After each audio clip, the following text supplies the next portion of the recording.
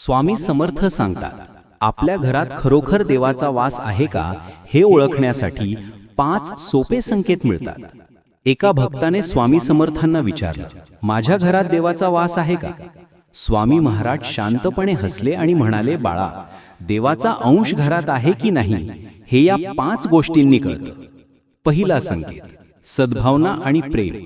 घरातील माणसांमध्ये जर नेहमी प्रेम, आपुलकी, आदर आणि शांतता असेल तर देवाचा वास नक्कीच तिथे असतो. दुसरा संकेत, सतत नामस्मरण. ज्या घरात रामनाम किंवा दत्त दत्त असा नामगजर होत असतो त्या घरात देव स्वतः वावरतो. तिसरा संकेत, अन्नात समाधान. अन्न हे पूर्ण ब्रह्म आहे. थोडं असो वा जास्त, सर्वजण घरात समाधानाने जेवत असतील तर ते घर देवालय बनतं. चौथा संकेत, अतिथीचा आदर सत्कार. ज्या घरात आलेल्या पाहुण्याला अतिथी देव मानून